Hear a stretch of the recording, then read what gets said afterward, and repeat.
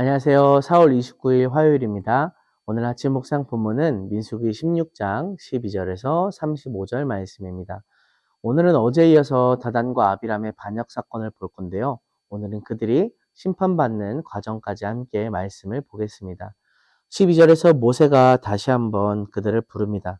그렇지만 다단과 아비람이 부름에 응하지 않고요. 13절과 14절에서 다시 한번 모세를 향해 원망의 말을 내뱉습니다. 그렇지만 그들이 원망하는 내용은 결국에는 하나님을 향한 원망이었습니다. 하나님이 인도하여 내어 주신 그들이 전에 노예로 살았던 애굽을 젖과 꿀이 흐르는 땅이라고 말하면서 하나님께서 주신 은혜를 잊고 원망하게 되고요. 또 하나님께서 세우신 지도자를 향하여서 스스로 왕이 되려 한다 하면서 하나님의 권위를 향하여 대적하고요. 또 하나님께 자신들이 잘못하여서 하나님을 불신함으로 말미암아 광야에서 40년 동안 지금 생활하고 있는 중인데 모세가 임의로 자신들을 가나안으로 인도하여 드리지 않는다라고 하면서 하나님의 인도하심에 대하여 다시 한번 원망하는 모습을 보여주게 됩니다. 결국에는 자기들이 원하는 바대로 되지 않아서 불평하는 것이고 자기들이 불편하기 때문에 원망하는 지극히 인본주의적인 원망이고 반역이라는 것을 다시 한번 볼 수 있습니다.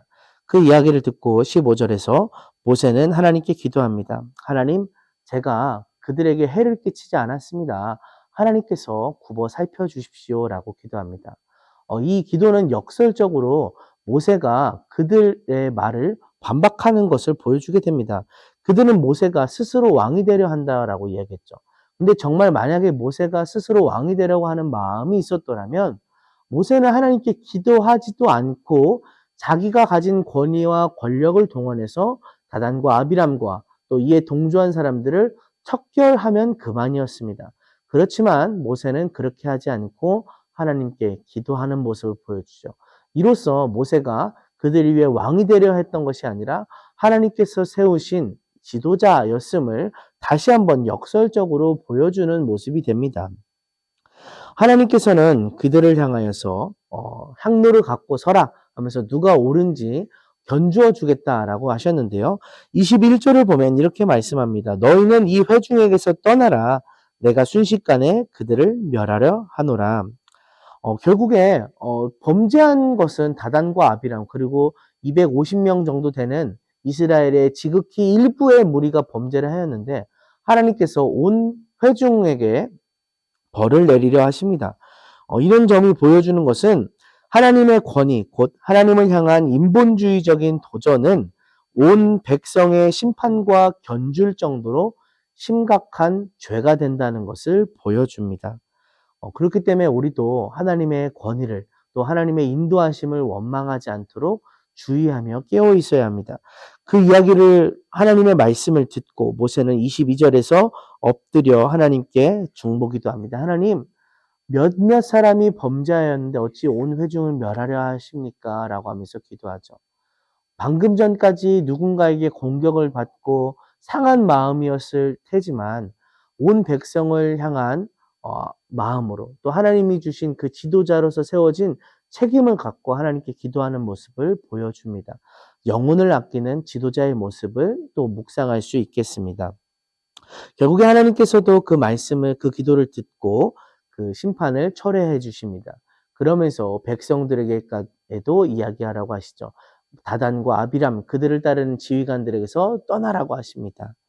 그러면서 모세는 이렇게 이야기합니다. 28절과 29절을 보면 그들이 지극히 평범하게 모든 사람이 죽는 그 죽음으로 죽는다면 하나님께서 자신을 세우신 것이 아님을 알게 될 것이다 라고 말합니다. 역설적인 표현이죠. 그들이 어떤 특별한 심판을 받아서 죽게 되는 것이 하나님께서 자신을 세우신 표징이라는 것을 역으로 보여주겠다라는 것입니다. 결국에 그 말을 마치자마자 그들이 섰던 땅바닥이 갈라지면서 다단과 아비람 그리고 그들을 따랐던 무리들이 심판을 받아 멸하게 됩니다. 그렇게 심판을 받으면서 오늘 말씀이 마쳐지게 됩니다. 오늘 적용 질문을 같이 보겠습니다. 모세의 리더십에 대한 다단과 아비람의 견해는 어떠했나요? 하나님께로부터 나지 않고 모세가 스스로 취한 권위라고 여겼습니다. 잘못된 생각이었죠. 사람들이 옳지 않은 일로 세력을 규합하려 할 때 나는 어떻게 행동해야 할까요? 우리가 살다 보면 직장에서든지 혹은 뭐 여러 가지 공동체에서든지 사람들이 옳지 않은 뜻을 향하여 규합하려 하는 경우가 종종 있을 수 있습니다. 때로는 비리적인 이익을 도모할 때도 있고요. 때로는 누군가를 향한 올바르지 않은 일에 암묵적으로 동조하는 그런 분위기일 수도 있습니다. 그럴 때 우리는 동조하지 말아야 됩니다. 함께하지 말아야 됩니다. 물론 성경에서 지나치게 의인이 되지 말라라고 하는 말씀도 있지만 의인이 되라는 게 아니라 죄인이 되지 않아야 된다라는 것을 늘 생각하면서 하나님께서 원하시는 뜻에 서는 저와 여러분 되기 원합니다. 두 번째 질문입니다. 고라와 그 무리는 결국 어떤 심판을 받았나요? 즉결 심판. 남들이 받지 않은 평범하지 않은 그런 심판을 받게 되었습니다. 나는 하나님이 세우신 권위에 도전하는 것을 얼마나 심각한 죄로 여기고 있나요? 우리가 하나님이 세우신 지도자들과 가깝게 지낼 때가 있습니다. 친근하게 지내고 서로 대화하고 가깝게 지낼 때가 있죠.